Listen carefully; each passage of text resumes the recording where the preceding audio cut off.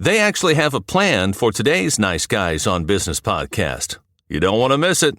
I like this analogy. Innovation isn't taking an argument and finding compromise, like a seesaw or a teeter-totter where you're only up if your friend is down. Mm-hmm.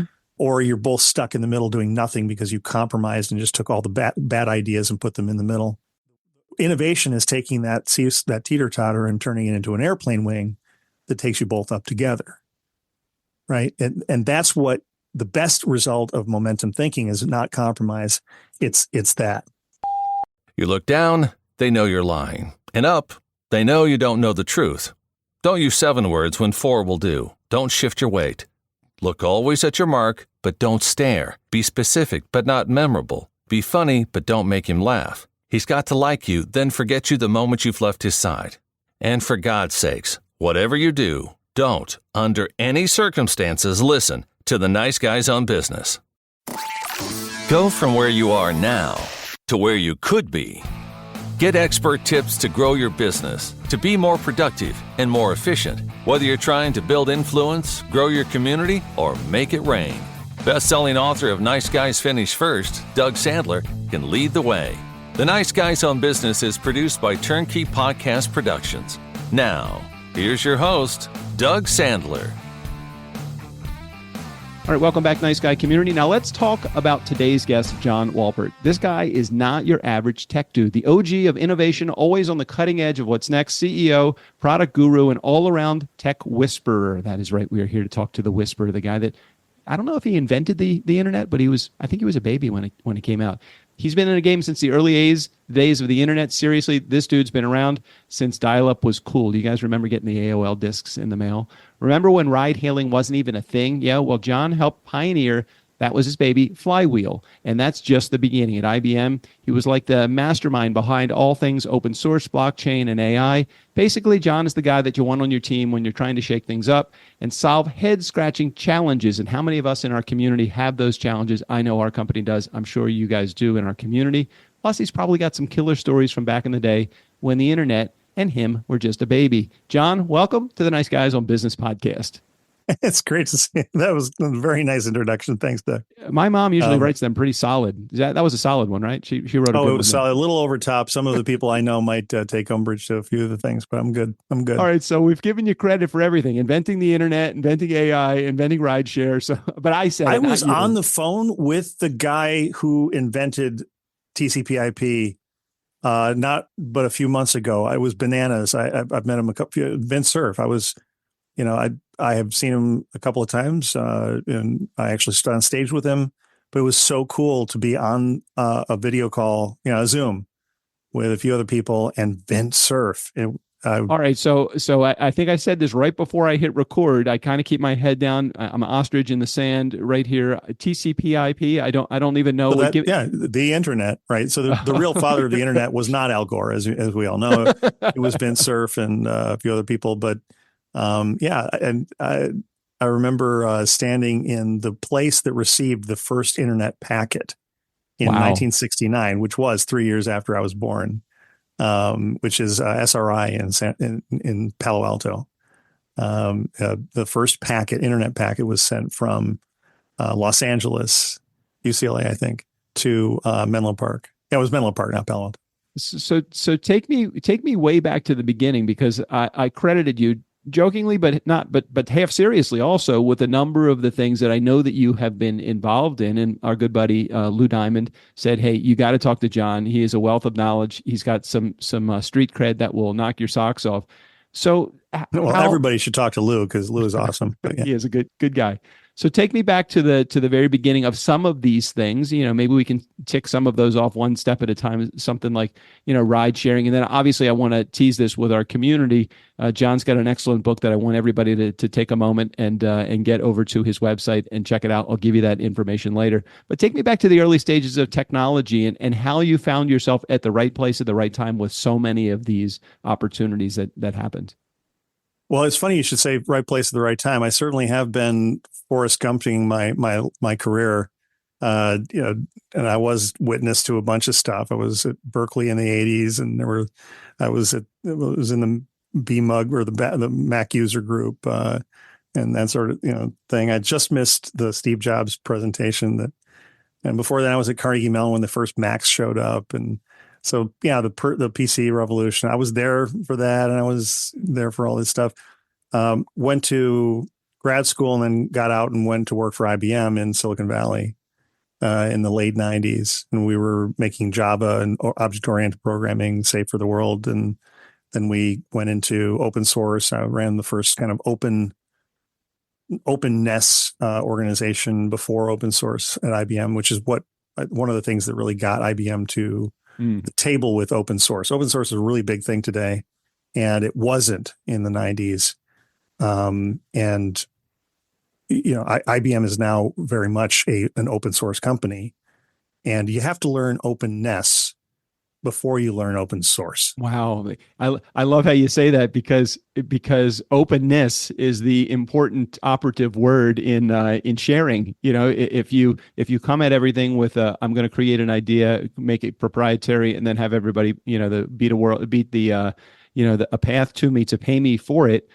Sometimes that's not the best marketing tool, but giving something away and sharing your expertise with the public, sometimes being openness is the way to go. I'd love to hear some more about that from you.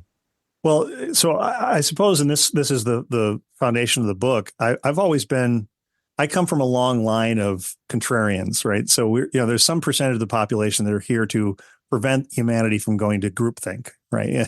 And it's not a fun job. Right. But find me a group and I will find a way to piss it off. That's cool.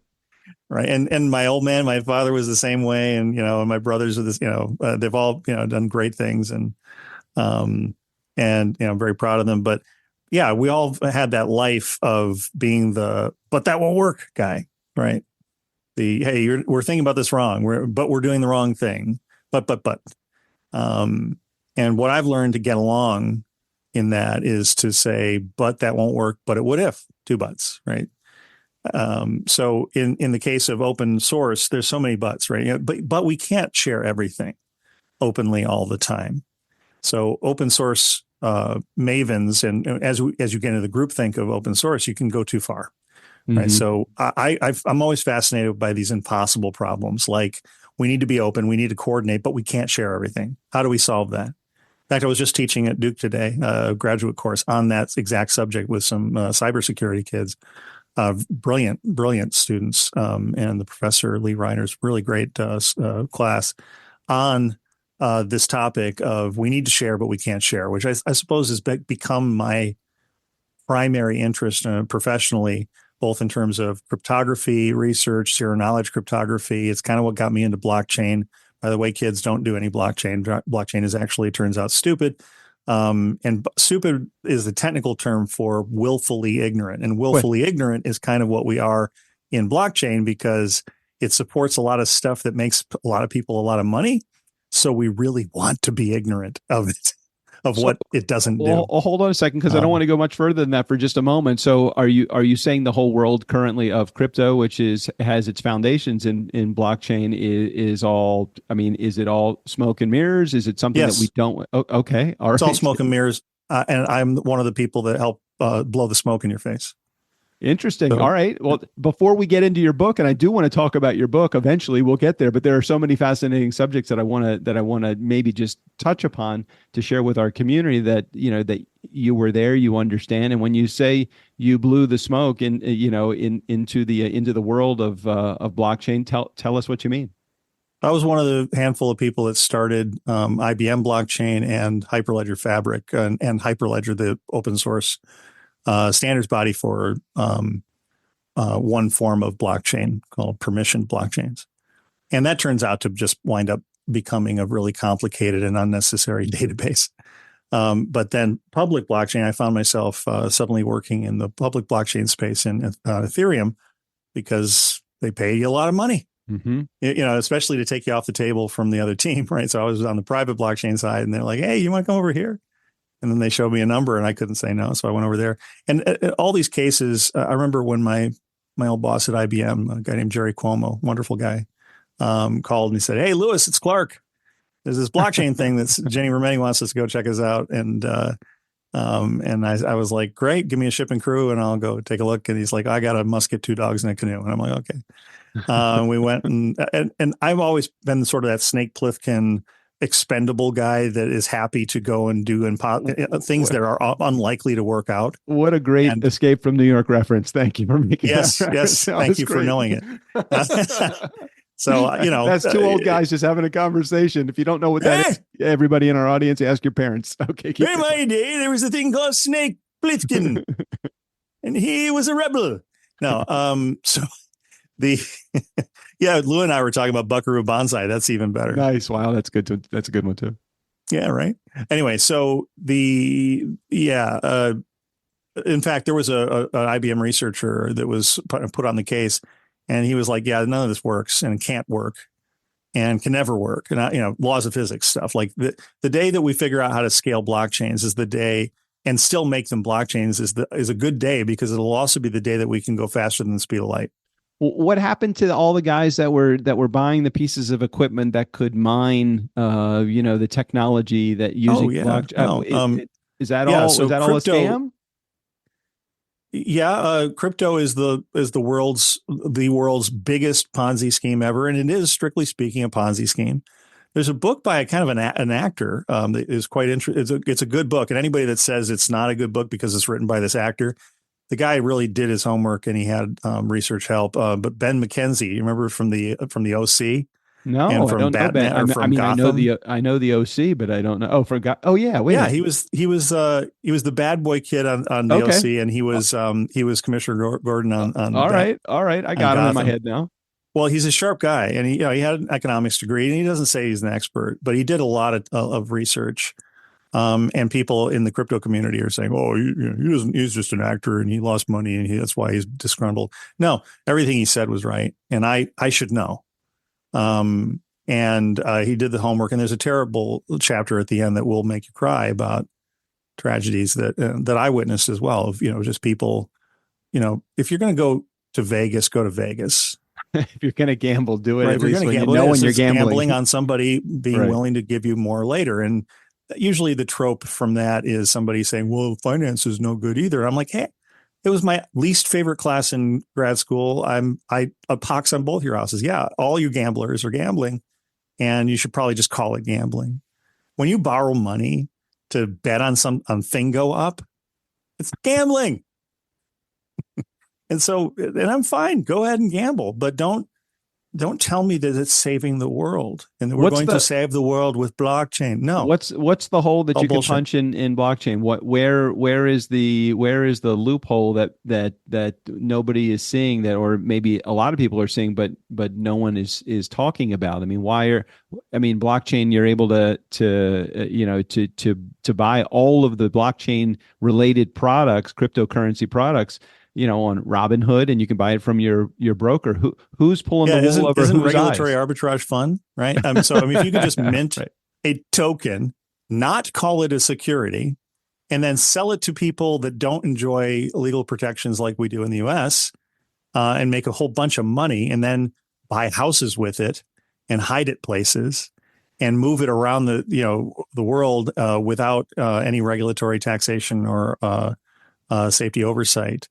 And people, if you're a crypto anarchist and you think that governments are all evil, all of them irreconcilably, and you want to move your money wherever you want, and you don't want to pay taxes on any of that, hey, crypto is great for you. Good for you. I just don't like that very much. All right, I pay my taxes. I like roads. I know we're going to make a big leap here, but how do we go from the stuff that you did earlier in your career to writing the book, the two butt rule? Because I'm really very curious about, a lot of the things that we just talked about. We're kind of punching holes, and maybe there's some negativity in the topic. I mean, you say it in a positive way, and you have a great sense of humor. And I've gotten to know you through Lou, and I've seen some of your stuff online, and you're a funny guy when you present. And I think how you make the leap to your book, because the 2 butt rule is actually a great opportunity for you to share a little bit more of positivity with the world. So help me with that. Right. So, when I was at IBM and research said this isn't workable, I was like, okay, I'm in. You had me at CEO wants to do it. We'll fund the work. And it's impossible. I was in at that moment. I spent 8 years showing myself how that was actually correct. And sometimes you get lucky, right? So, it was an honest thing. A lot of people are in it for honest reasons. And the principles behind blockchain and Web3, democratization and, security and cryptography and things like that. Aside from the whole crypto thing, my job was to find any other use of blockchains, public or private, that you could use it for that wasn't crypto and would be better than some other alternative thing. What'd you come up with? I only found one thing really, other than money laundering, and that was, what was it? And this gets technical, so I won't go too deep. But it's effectively the internet does need sort of a timekeeper.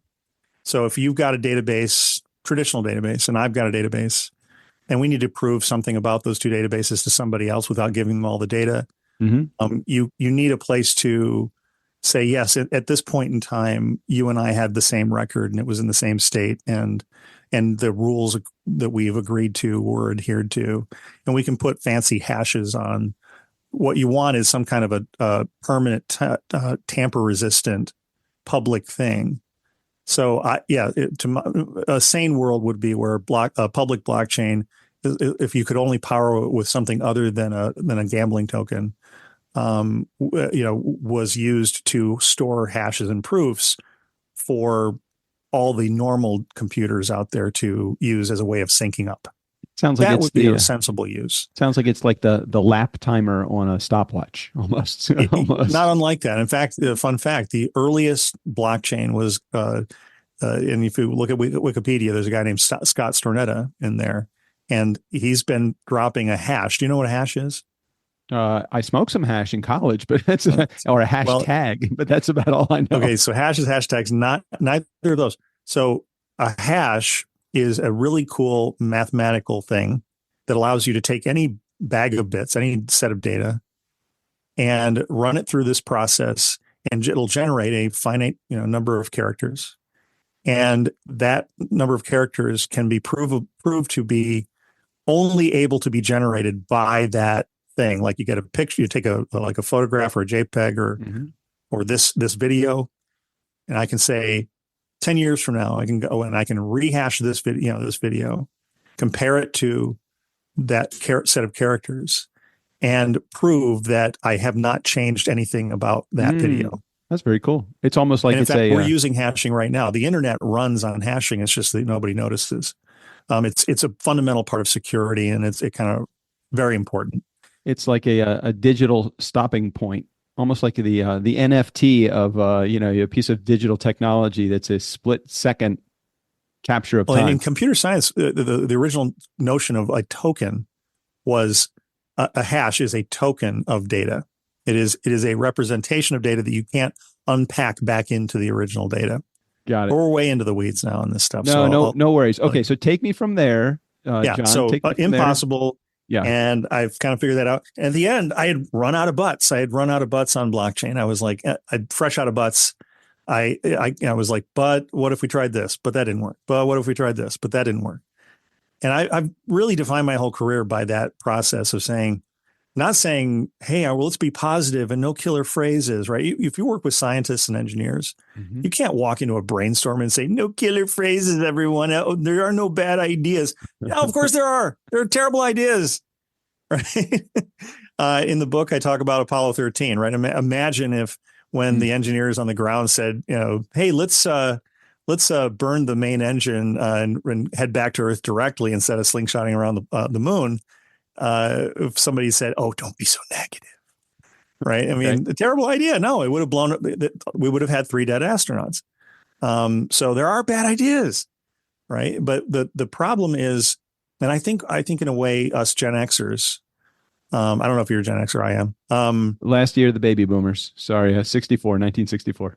66. So first 2 years of the Gen Xers. But I think we didn't like the boomers one-butting us to death, right? You have your boss walks into the room, you say, what if we did this? And it's like, boom, mic drop, one butt, kill your hopes and dreams. We didn't like that.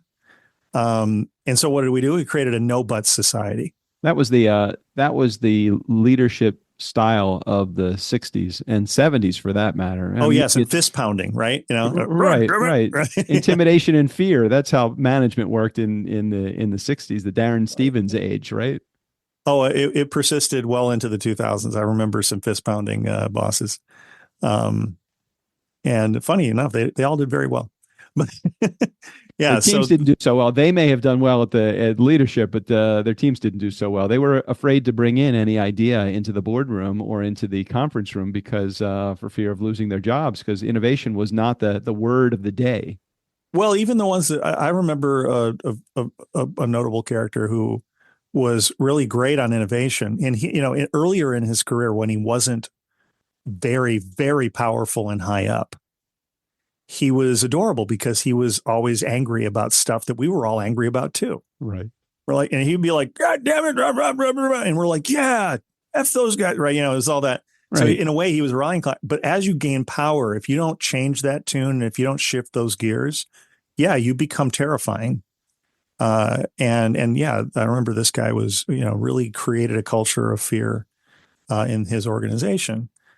So it's kind of, a lot of people won't remember this, but Newt Gingrich, right, was kind of fun to listen to when he wasn't the speaker. Right. Right. When he had the power, then all of his, it's kind of like some presidents and presidential candidates, that you don't get to be a comedian if you're all powerful. Comedian, you have to be powerless to be a comedian. When you're the boss, you don't get to crack jokes and get away with some of them. It's just the way it is, I guess. Take me back to the book for a moment. The two-butt rule. So you came up with this. You came up with this idea based upon some of the outcome that you had when you were working with IBM. Yeah, well, and in blockchain, I was like, okay, I'm done. And yeah, Wiley called and said, hey, do you want to write the blockchain is dead book? And I was like, no, that's too negative. I don't want to deal with that. But I'm looking back over my career and saying, the one thing that really changed my career was this idea of two butts. And so I said, you know what, I'm going to spend better part of a year writing about butts. And they're like, really? And I said, yeah, you're going to love it. And it's going to be funny and people are going to want to read it. And they bought in and they put us on the mass market track. So it's not like a boring business book.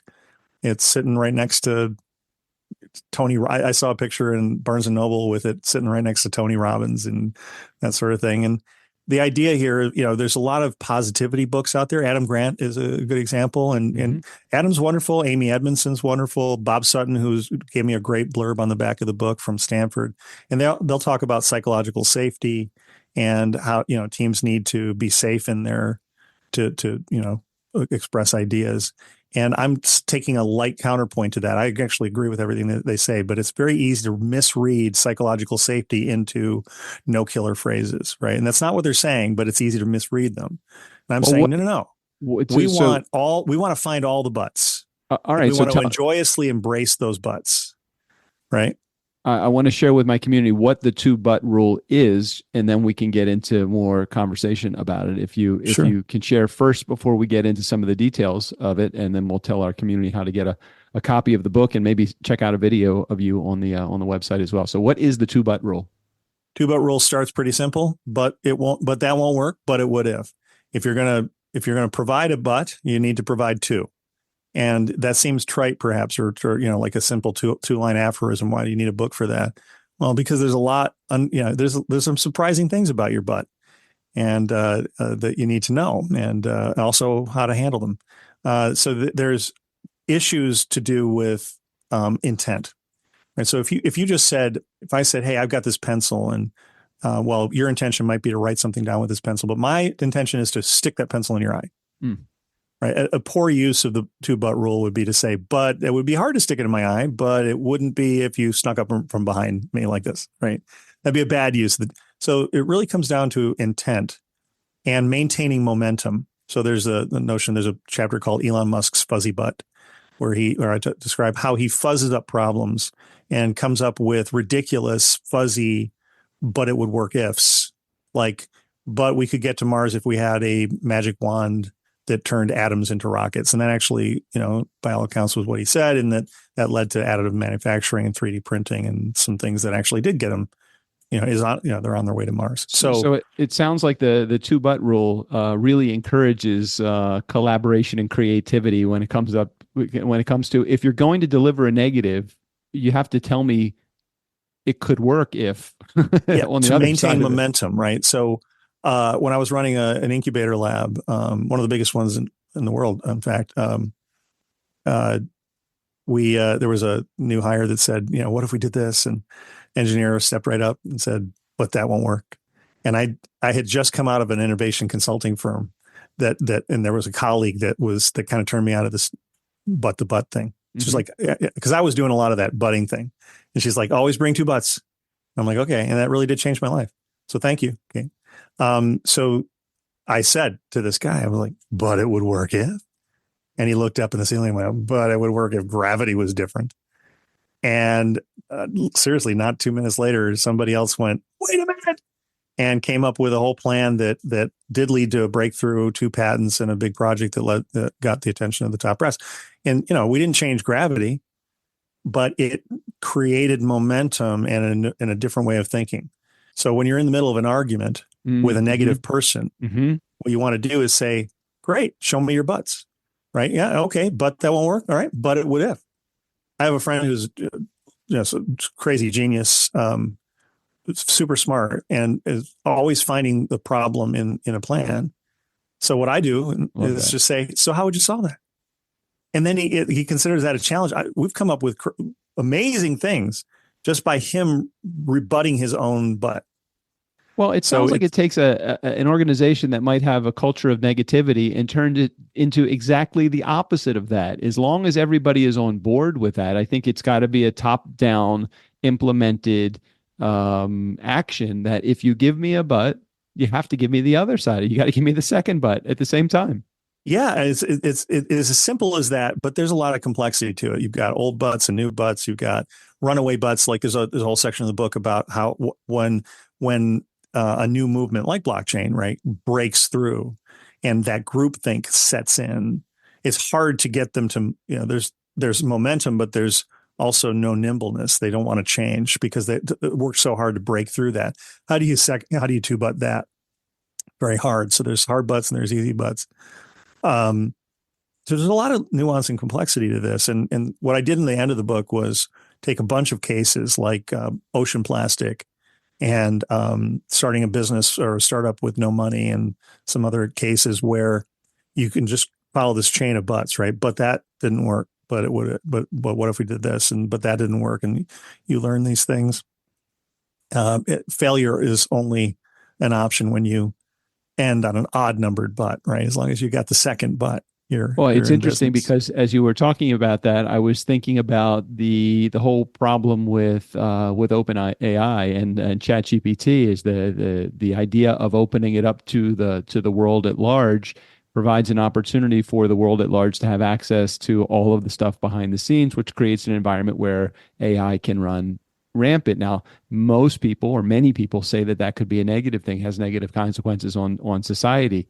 I look at it and think, let's see what happens if, okay, let's do that one. Right. But, right. but, that could be a very bad result if some of the worst predictions occur. Right. So you say, but it's not so much, and I think this is probably true. It's not about AI, taking your job or killing you. It's really about the guy using it. Correct. When you're not, right. So in fact, there's a chapter in the book about this. We wrote in the two butt rule, which, hey, everybody go buy the book. It's funny. And you will get it through it in a sitting or two. And it's pretty simple. The2buttrule.com. Just go there. The2buttrule.com or go to Amazon or Barnes and Noble. It's selling out fast. But they're continuing to stock it. And we also released on the same day as a custom ChatGPT companion to the book. So you can go to 2BGPT. That's number 2BGPT.com.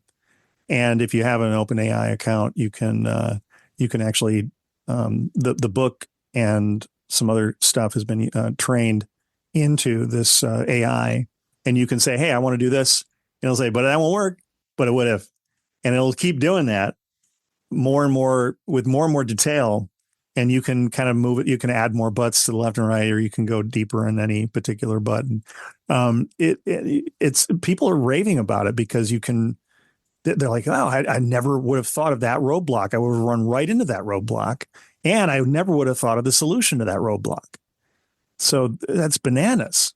So I'm really glad that we did that. But going back to the AI, there's actually a chapter on this issue.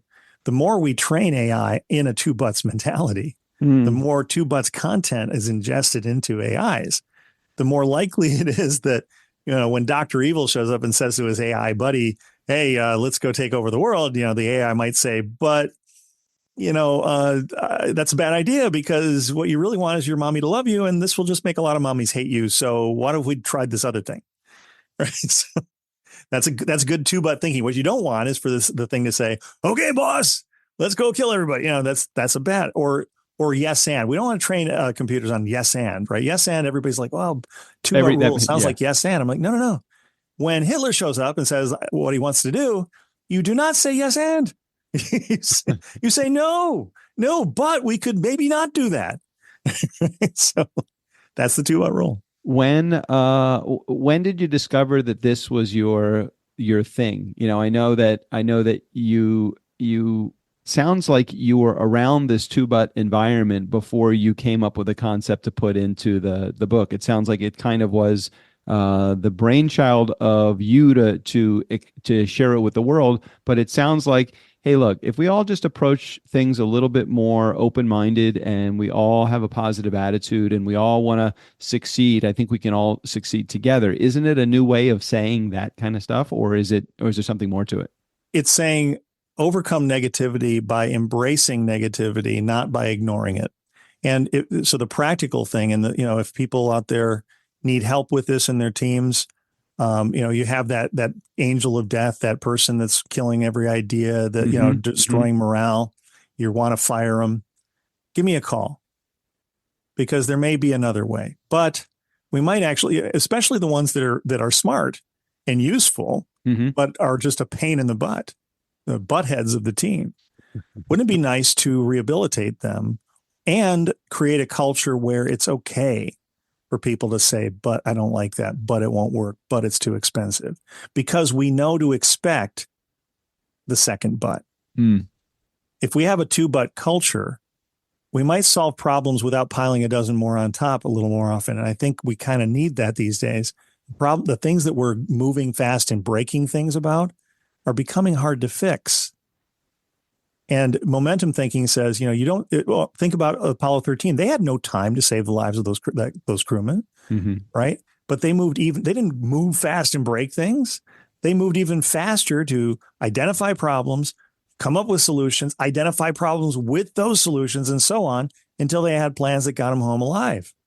That's the kind of thinking we need today in a world where the consequences of our experiments can be, as you say, with AI and other things, things that will be hard to fix, right? You don't want to sit on your butt pondering what to do, but you don't want to throw caution. You want to be as cognizant as you can be about the issues you're going to create in that situation, right? So there's a whole section on lean startup as well, on doing your experiments by looking for the buts, not just trying to validate your assumptions. So who is the ideal reader of your book? When you wrote this book, when you sat down and penned it, who were you thinking was going to be in the market of the readers? Companies and teams and groups of people that are not happy with each other, and are struggling with really hard problems, or trying to overcome or capture an opportunity that feels impossible, or that feels, like they're just not, they're stuck, right? So if you're stuck and and kind of getting on each other's nerves, then I think that the two butt rule is a way forward. My favorite chapter is called Playing with Your Butt. So, you want teams that can get nimble and loose and be okay with that instead of this no killer phrases culture that we have. From the category of you can't teach an old dog new tricks, can you take an organization that has these seeded negative people in it that serve in high positions sometimes? Can you change the people, or do you need to change the people out? I challenge any leader on a team that is a leader that being a leader today sucks, because you really are not safe telling an employee that what they just came up with isn't good. It's just a lot safer. And this is what I see everywhere, is managers and executives just patting the junior employee on the head and saying, good idea, and then getting out of the room as fast as possible. Mm-hmm. That's a no buts culture. That is a no buts policy police. They're like, if I say if I say to this person, their idea isn't good, I'm going to get a call from HR mm-hmm. at some point.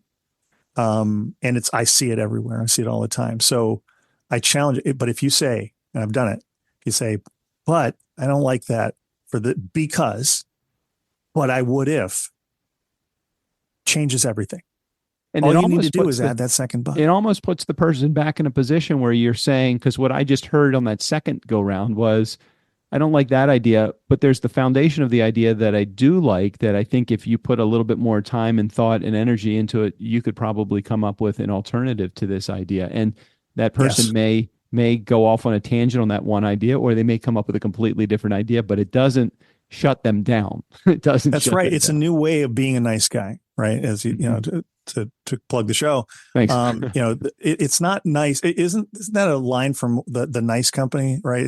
It's not about, no, it's the Kind Company, right? They're saying, hey, being nice is one thing, but to be kind, you sometimes have to be cruel, I guess is so to be able to say, hey, it is truly an act of friendship to put your butt on the line and tell somebody the unvarnished facts or your understanding of what won't work about their idea. Because you never know how they're going to react, but it's a lot safer again if you can say, but here's a way, and then invite them to say, but I don't like that either. Mm-hmm. One last thing that's important is intentions. Intentions, like the pencil thing, right? I'm going to stick mm-hmm. it in your eye. The right way to do that one is, but I don't want you to stick that pencil in my eye because it would hurt. But I understand why you want to. And A, I'm sorry, and B, you can punch me in the arm, right? Do you see, it's about focusing on the intentions and the human needs that motivate plans and ideas, and then honoring those and your needs that are motivating your objection to it. And then trying to find a way to square all sides. So, I mean, innovation really, I like this analogy. Innovation isn't taking an argument and finding compromise, like a seesaw, right, or a teeter-totter, where you're only up if your friend is down, mm-hmm. or you're both stuck in the middle doing nothing because you compromised and just took all the bad ideas and put them in the middle.